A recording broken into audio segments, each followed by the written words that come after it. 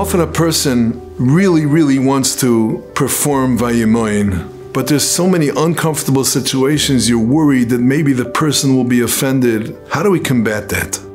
Let me tell you about the Rosh Hashiva Hagoyin Rabbi Osman, who was just nifter. His midah was a midah of fearlessness. After he lost his daughter Lo Yaleinu, he was hosted by a couple in Boca Raton for a week. And he heard that this balabas was asking his Rav that it was a big game. The St. Louis Cardinals were going into the 6th game of the World Series. And if they win the 6th game of the World Series, they'll be zoicha to the 7th game of the World Series.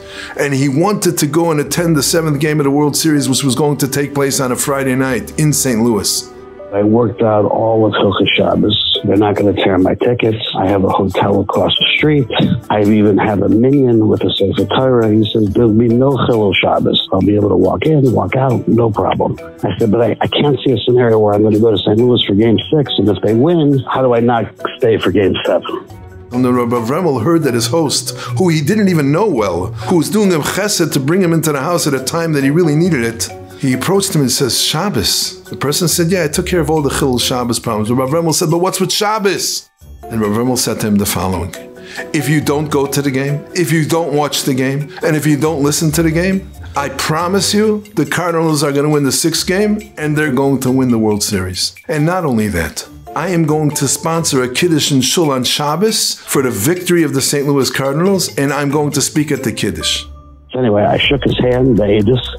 This person was clenching his nails the entire night, Thursday night, waiting to see if the 6th game they'll be victorious. It went into the 11th inning, and Derech Nes, this is what he says, Derech Nes, they won that game. It was literally a miracle. Anyway, of course, Game 7 comes. It's Friday night. I go to shul, come back home. I'm sitting at the table. I'm schwitzing already by the soup. I have no idea what's going on. My housekeeper comes over to me. Would you like to know the score? I said, no, I can't know the score. I went to sleep that night. I thought for sure we lost. By Shabbos morning, he woke up very early and he couldn't halt Zachain, and he went outside and he found a way to find out that the St. Louis Cardinals won the game. And Rav Osman sees me, and the first thing he says to me, what time am I speaking? He didn't even ask me who won. He just said, what time am I speaking? This is a man who was fearless. He's a guest in somebody's house, but he knew that the right thing is that this person should not attend a baseball game on Shabbos, and he was not afraid. Fearlessness is the midah that someone needs to meet the nisyonis, but it has to be fearlessness with respect. Vayimaen tells us that sometimes we have to refuse. Sometimes when we're refusing, we're facing difficult, uncomfortable situations. Be fearless to be fearful of the Eibishter.